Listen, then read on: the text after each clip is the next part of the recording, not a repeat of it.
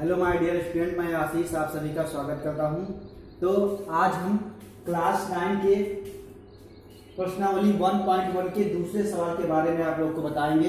ये सवाल यहाँ लिखा हुआ है 3 और 4 के बीच 6 परिमेय संख्या ज्ञात कीजिए। कितना? 3 और 4 के बीच 6 परिमेय संख्या ज्ञात करना है।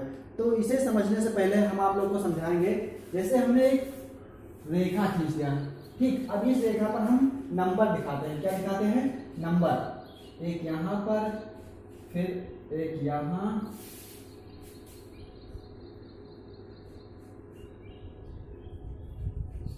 अब यहां पर हमने नंबर लिखा 1 3 5 7। अब आपसे हम पूछे, बताइए 1 और 3 के बीच कौन सी संख्या आती है? तो आप लोग बताओगे 1 और 3 के बीच कौन सी? 2 आएगा। फिर हम कहे 3 और 5 के बीच कौन सी संख्या आएगी? तो आप लोग बताओगे 3 और 5 के बीच 4 आएगा। फिर हम कहे 5 और 7 के बीच कौन सी संख्या आएगी? तो बताओगे 5 और 7 के बीच संख्या 6 आएगा।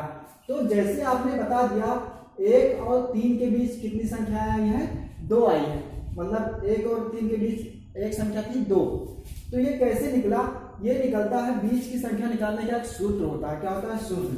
देखो, वो सूत्र होता है सूत्र a प्लस बी बाई 2। मतलब a उस संख्या को कहते हैं जो पहले रहता है, b उस संख्या को कहते हैं जो बाद में रहता है, और उनके बीच की संख्या बाई 2। जैसे यहां पर हमने पूछा था 1 और 3 के बीच, तो a बराबर क्या ले लो? 1 और b बराबर क्या ले लो? 3। तो फिर इस सूत्र पर रख दो। ये सूत्र क्या है? ये सूत्र है बीच की संख्या निकालने का।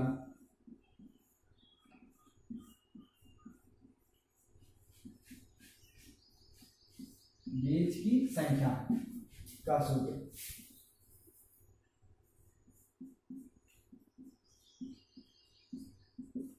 अब रख दो, a के स्थान पर 1 आ जाएगा, प्लस b के स्थान पर 3 आ जाएगा, और 2 से भाग दे दो। तो 1 और 3 को जोड़ोगे कितना आएगा? 4 आएगा। और भाग किससे दोगे? 2 से। अब 2 से जब 4 को भाग दोगे तो क्या आ जाएगा? देखो, 2 एकन्नम 2, 2 दूनी 4, क्या आया? 2/1।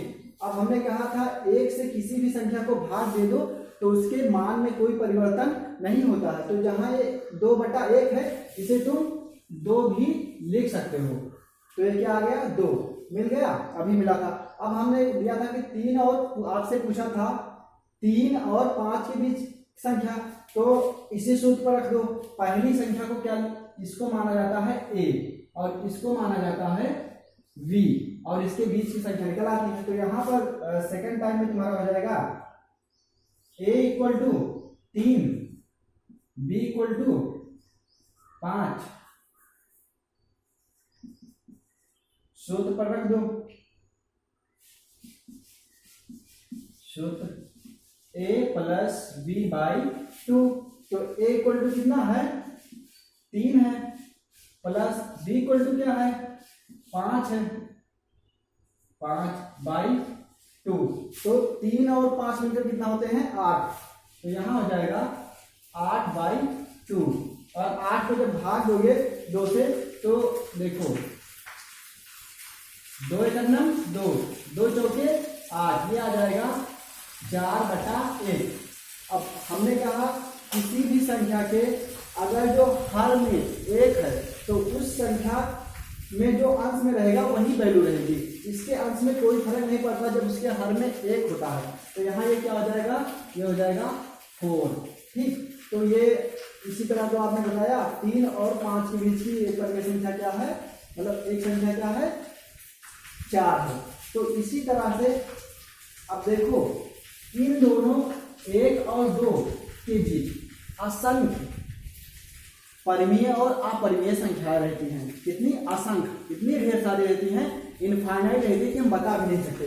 2 और 3 के बीच, मतलब इतने के बीच क्या रहेंगी? असंख्य संख्याएं हैं। क्या है? असंख्य परिमेय और अपरिमेय संख्याएं हैं। इनके 3 और 4 के बीच कितनी है? असंख्य परिमेय संख्याएं हैं। असंख्य मतलब जिनकी कोई संख्या नहीं है, इनफाइनाइट परिमेय और अपरिमेय संख्याएं हैं। तो हमें निकालना क्या है, हमें निकालना है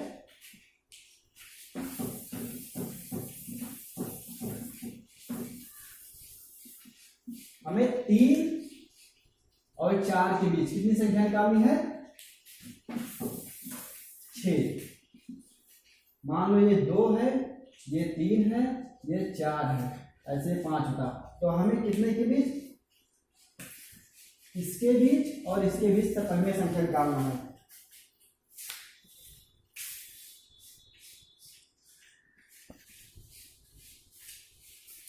देखिए हमने आप लोगों में कुछ लिखा है, ये है हम जानते हैं कि किसी दो संख्याओं के बीच असंख्य परिमेय और अपरिमेय संख्या होती हैं, तब बीच की संख्या के सूत्र से a प्लस बी बाई 2 या 1/2 a प्लस b, ये दोनों सूत्र एक ही है। जहां a पहली संख्या तथा b दूसरी संख्या, जिन दो संख्याओं के बीच संख्या निकालनी होगी उनमें जो a होगा वो पहली संख्या और जो b होगा दूसरी संख्या। अब देखो आपको निकालना है 3 और 4 के बीच, तो इसको मान लो 3 को मान लो क्या a और इसको मान लो b, फिर लिखोगे तब a इक्वल टू 3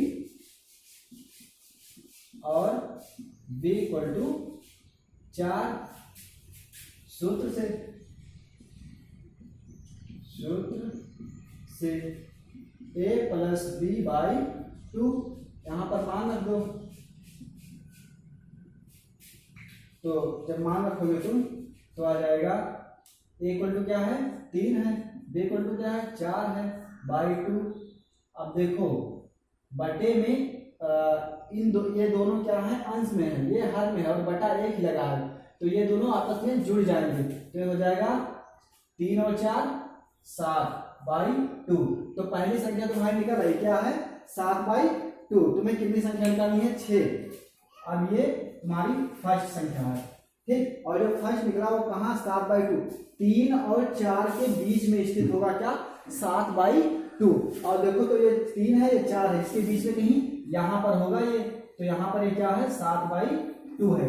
अब देखो ये परिमेय संख्या है, हाँ है। परिमेय संख्या किसे कहते हैं, हमने आप लोगों को बताया था कि वही संख्याएं जो p/q के रूप में लिखी हो, जहां q नॉट इक्वल टू 0 हो। तो देखो जो 7/2 मिला है ये p/q के रूप में है, हाँ p/q का मतलब एक अंश में हो एक हर में हो बटे में हो। देखो 7/2, अब इसे इसकी तुलना करो, किससे तुलना करो p/q से।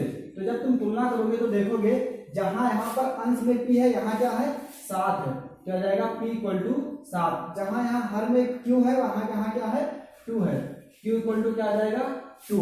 तो ये अब देखो क्या q का मान 0 है नहीं है, तो इसलिए क्या है परिमेय संख्या है।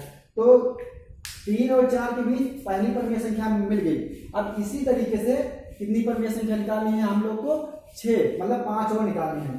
तो 5 और निकालने के लिए अब देखो अब ये एक संख्या बन गई और ये इसको लेंगे और इसको लेंगे और इसके बीच यहाँ पर एक संख्या निकाल लेंगे, कहाँ यहाँ पर, फिर इसको लेंगे इसको लेंगे यहाँ एक संख्या निकाल लेंगे, फिर इसको लेंगे यहाँ, इसको लेंगे इसको यहाँ, इसको यहाँ, मतलब असंख्य संख्याएं हैं। ये हमसे ये भी कह सकता है 100 संख्या निकाल लो या 3 और 4 के बीच 200 संख्या निकालो, क्योंकि इनफाइनाइट नंबर है वो कुछ भी दे सकता है। चलो तो पहली संख्या हो गई। अब हम लिखेंगे सेकंड संख्या के लिए। अब यहाँ पर a इक्वल टू क्या मानेंगे बताओ। अब a इक्वल टू इसे ना मानकर हम क्या मानेंगे ये मानेंगे, ये हमारा a हो जाएगा, b हो जाएगा। सेकंड में हम लिखेंगे a इक्वल टू 7/2 और b इक्वल टू 4। तब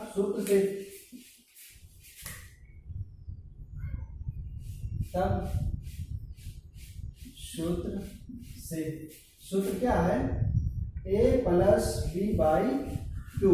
तो a कितना है तुम्हारा, ये है 7/2 प्लस लगाओ, प्लस b कितना है 4 है और सबके बाई 2। आप लोगों ने भिन्नों का जोड़ पढ़ा होगा, क्या होता है यहाँ 7/2 है, यहाँ 4 है। हमने अभी आप लोग को पढ़ाया है कि 4 को अगर जो 4/1 लिखा है तो इसे हम क्या लिख सकते हैं, इसे 4 लिख सकते थे, हमने बताया है ना। जैसे कहीं 3 भी कहना है तो 3 को हम लिख सकते हैं 3/1, 1 से भाग देने पर कोई प्रभाव नहीं पड़ता। तो ऐसे हम यहाँ पर मानेंगे 7/2 प्लस 4/1 लिखा है, कितना लिखा है 1, और ये पूरे का बटा 2 है।